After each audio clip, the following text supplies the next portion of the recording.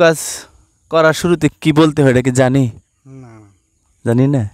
কোনো কাজ শুরু করলে বিসমিল্লাহ বলতে হয়। কোনো কাজ শুরুতে আমাদের বিসমিল্লাহ বলতে হয়, তাই না?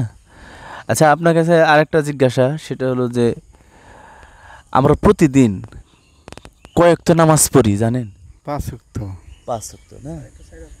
5 ওয়াক্ত নামাজের মধ্যে কোন কোন ওয়াক্ত এগুলো কি পারি? না হ্যাঁ, না দেখেন তো পারেন কিনা। পারি না। পারেন না? ফজর, জোহর, আসর, মাগরিব, এশা, এগুলো পারেন না? এগুলো কই হারুম না। কই পারবেন না? এগুলো কোনোদিন শুনেনও নাই, শুনছি। কিন্তু মনে নাই। আপনার ছেলে মেয়ে কয়জন? 2 ছেলে। 2 ছেলে। কি করেন? এক ছেলে মালয়েশিয়া পাঠাইছি। মানুষে পাঠাইছে, মাশাআল্লাহ। আরেক ছেলে? আর এক ছেলে তো রয়েছে। তো বড় হয়েছে। তাহলে এই যে মুসলমান হিসেবে 5 ওয়াক্ত নামাজের নামটাই যে আমরা পারি না, এটা কি ঠিক হলো?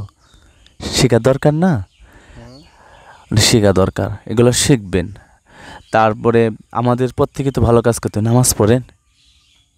নামাজ পড়ার সময় হয় না। হ্যাঁ, নামাজ পড়ার সময় হয় না। আচ্ছা, এই যে যাইতাছি আর এই 5টার সময় আহুম। 5টার সময় আসবে।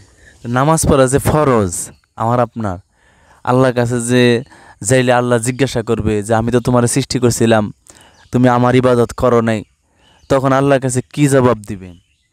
আর মানে কি করব, গরিব মানুষ। গরিব মানুষ তো জান্নাতে যাওয়ার সহজ, কারণ গরিব মানুষ হালাল খায়, হালাল পড়ে, জাস্ট একটু সচেতন হইলেই জান্নাত অধিক সহজ। তো ঠিক আছে ইনশাল্লাহ ভাই, আপনাকে অনেক ধন্যবাদ।